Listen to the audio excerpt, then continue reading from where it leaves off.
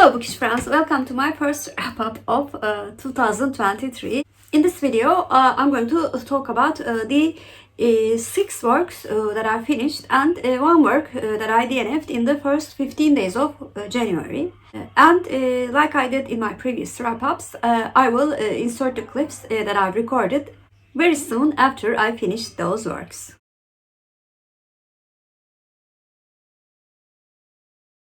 Today is the 3rd of January and I finished my first book that I've read in 2023, which was Miss Pettigrew Lives for a Day by Winifred Wharton. I read this book for a continuation of my last year's project, Booktuber recommendations. And this was Ellie's recommendation, in which she mentioned in her best books of 2021 video. I also read this book for a prompt in past time Future Readathon.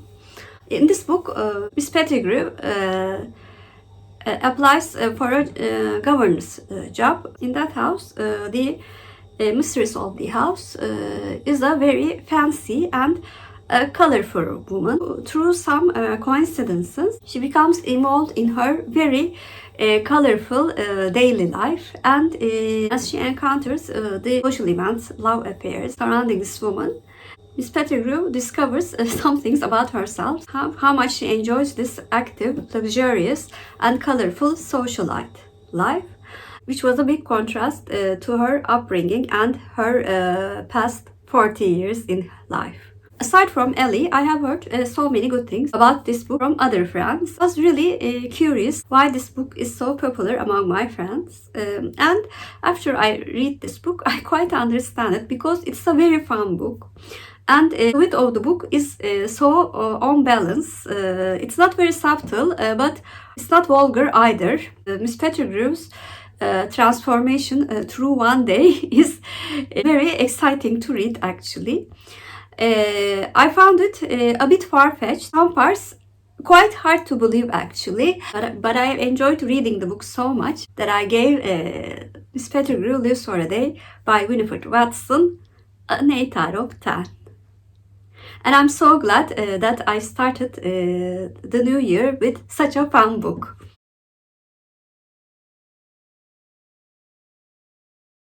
Today is the 6th of January and I finished my second work for the year, which was an e-arc that I received from Book Sirens called The Anarchist Wife by Margo, Laurie. This was a novella of the 1920s Sacco and Vanity case. This is a fictional narrative of the events told from the point of view of Nicholas Sacco's wife.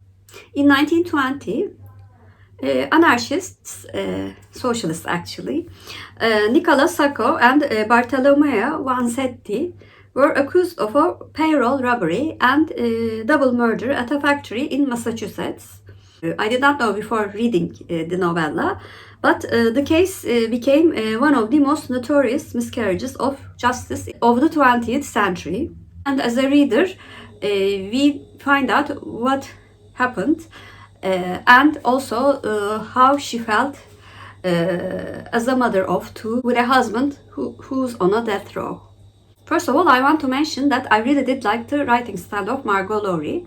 Her storytelling tone is a perfect balance of emotions and factual descriptions. Before reading this novella, I had not even heard of that case. I'm additionally glad that I read this novella for finding out about such a case because I actually do love lawyer dramas and also law documentaries. On the other hand, because this was a novella and I knew almost nothing about the case like I mentioned before, I felt like that I needed to read more to fully grasp the character of Rosa, Nicola and even Bart. So overall, this was a very decent historical fiction novella, and I will certainly read full-length novels from Margo, Laurie in the future.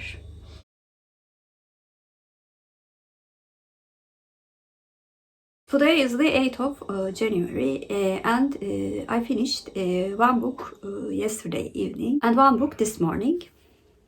The book that I finished yesterday evening was a reread for me, Partners in Crime by Agatha Christie. This was a reread that I was doing for the Christie Fest discussion. I will not reread every book that is on the list, but this short story collection grew more and more on me as the time passed, and I wanted to reread it. In this short story collection, Tommy and Tuppence, after being married, are content with their lives, but also they yearn for excitement and adventure. One day, Mr. Carter from the first book comes and suggests them that they open a private detective agency, both to solve the cases that they found on their own, as well as trying to discover international espionage by using this private detective agency as a cover. There's an overarching plot, but the short stories can be easily read independently, with the exception of the first and the last short story. I read this book not long ago in 2021. At the time that I read it, I gave it 7 out of 10. But like I mentioned before, there was something back on my mind that this book was much better than a 7 out of 10 book. And I was right. I increased my rating to 8 out of 10. Not because of the mysteries actually, but because of the way the stories are told and the inclusion of references from many of the mystery authors and their detectives in the short stories. It was really fun to read about both Tommy and Tuppence mimicking the famous detectives in the literature. Overall, I gave this reread of Partners in Crime by Agatha Christie an 8 out of 10. The second book that I finished this morning was the last book in the duology of Git Kendini Çok Sevdirmeden by Tuna Kiremitçi. The title of the book was Gönül Meselesi. In this book, Arda goes back to Istanbul to reconcile with her husband after the events in the first book. When she comes back after 1 year, she finds a very different person than her husband Ali. It seems like her husband has become a very religious person in order to cope with their son's loss. By a coincidence, Arda also discovers during her absence Ali has been flirting with a religious Muslim girl who wears a headscarf. She decides to befriend this girl without revealing her identity. The second book in the duology was very different from the first book. The fact that it was written after 8 years really showed, I think, in this book. Although the events do follow the first book, the writing was much better. And also I really did like the contrast that Tuna Kiremitçi gives about the social split that is unfortunately still present in the Turkish society. The split between people who choose to live secular lives and the overly religious Muslim people. Really liked the parts where the woman from the both sides of the social spectrum did find many similarities between themselves. Unfortunately, towards the end of the book, the really toxic relationship that I did not really like in the first book emerged, and also some of the events that happened felt a bit too much cliche. So because of this decline in the plot in the last third of the book, I gave Gönül Meselesi by Tuna Kiremitçi the same rating that I gave the first book. I finished another series, although it's a duology. Also made progress in my yearly reading challenge, series about series, in the first days of the year.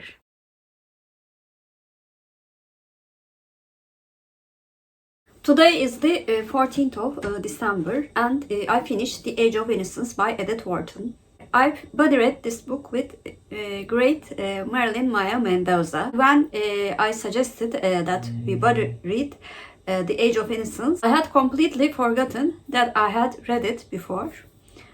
So this was sort of like a reread for me. I'm saying sort of because with the exception of a few scenes, I actually remembered nothing. In this book, Newland Archer is a part of a New York society in the late 1800s. And after being a bachelor for some time and having love affairs, he sets his sights on marrying very innocent looking and very young and quite beautiful May Welland. At the time that he is considering to ask her to marry him, May's cousin and Newland's childhood friend, Ellen Olenska, who is separated from her European husband, Count Olenska, emerges back on the New York society. And Newland's life, his emotions and his views towards the society changes a lot as he grows more and more closer with his fiance's cousin. This book was written in 1920s and it won the Pulitzer Prize for Literature. When I started reading the book, I thought it was a decent book. But to be honest, I had no idea why this book won a prize. The subtle bit about the society was very interesting to read. But it seemed like that this would be basically a love triangle story. As we started reading the events from Newland's point of view, Marilyn and I decided that this book was much more than a love story. The love triangle between three characters, although seems to be at the forefront, is actually the least significant thing in the book.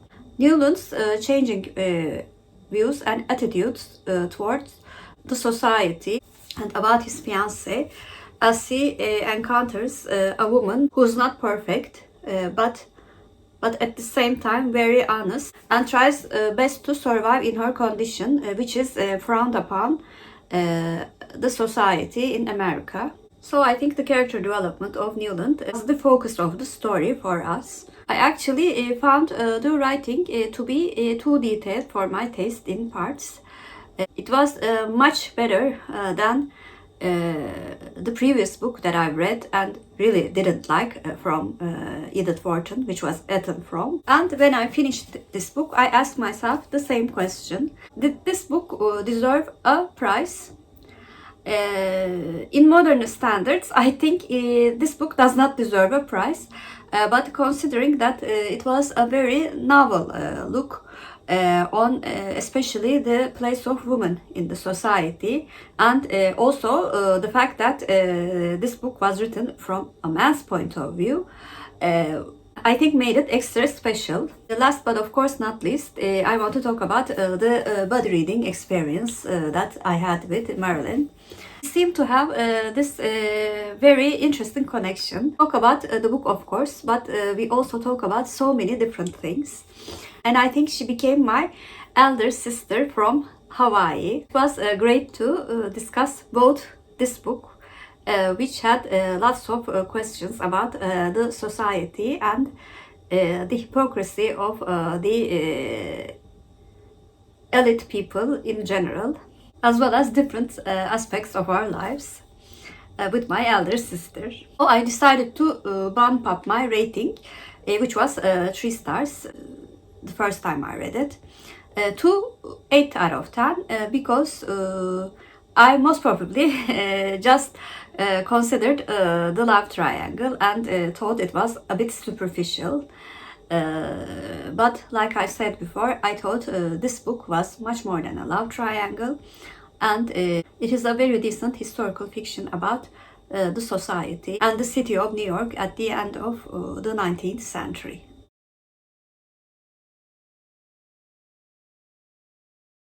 Today is the 15th of January and I DNF'd one book yesterday evening and finished one work today. First of all, I'm going to briefly talk about the work that I DNF. When the January book for the Kiremitçi book club was announced at The Big Sleep by Raymond Chandler, I was very excited because it fit my plan of finishing this A Treasury of Great Mysteries Volume 2. I have previously read this book 2 years ago, and The Big Sleep by Raymond Chandler is the first novel in this mystery collection. And Rebecca, which is the February book for my Books of Alfred Hitchcock project, is the last work in this collection. So I had the perfect plan. I would read The Big Sleep in January. I would read Rebecca in February, and for March Mystery Madness, I would read the works from this collection and finish the collection in March.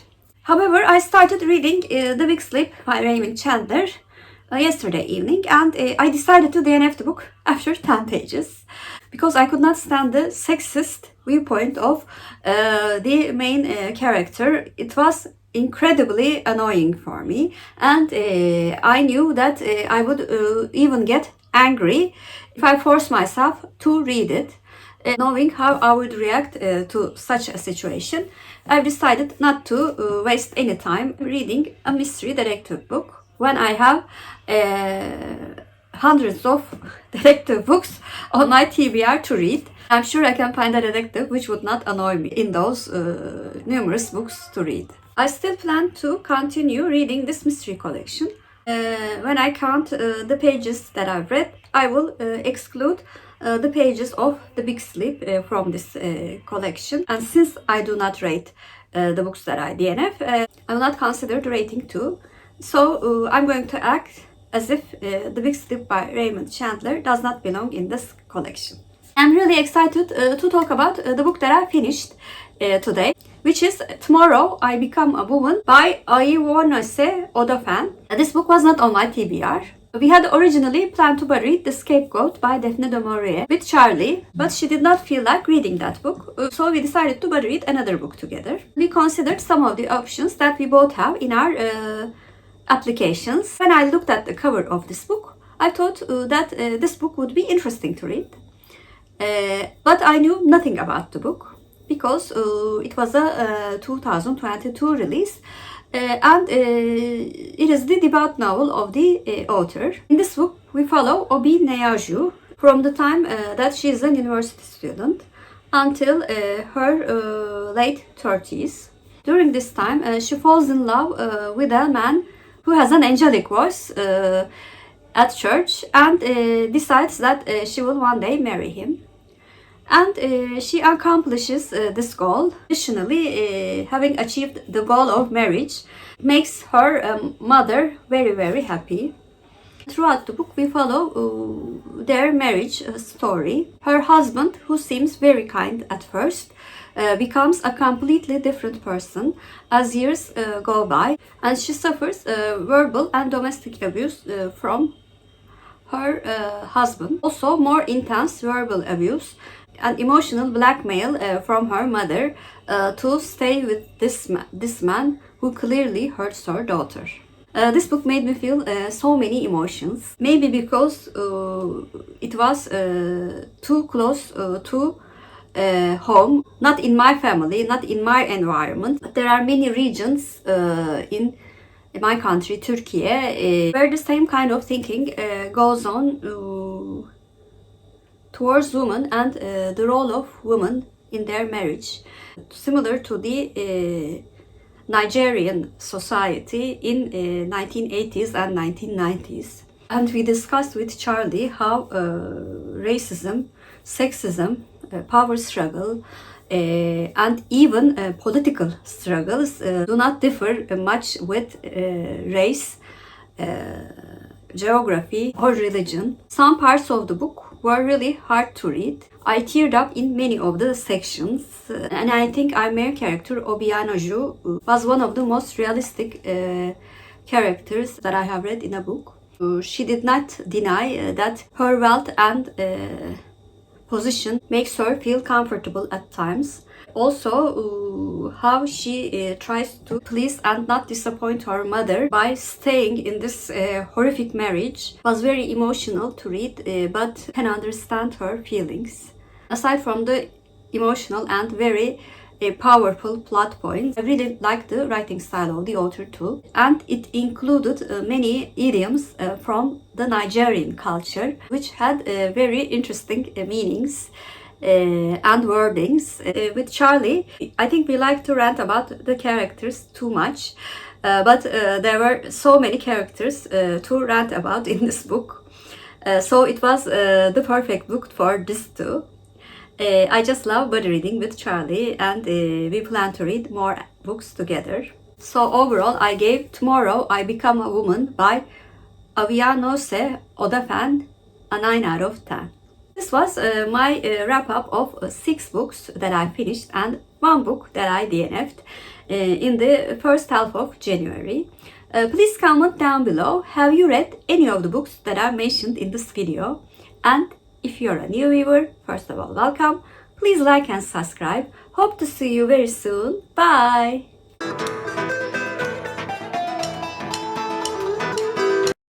As for Turkish word of the day, I'm going to choose tomorrow. Tomorrow means yarın in Turkish, and yarın is our Turkish word of the day. Have a good day.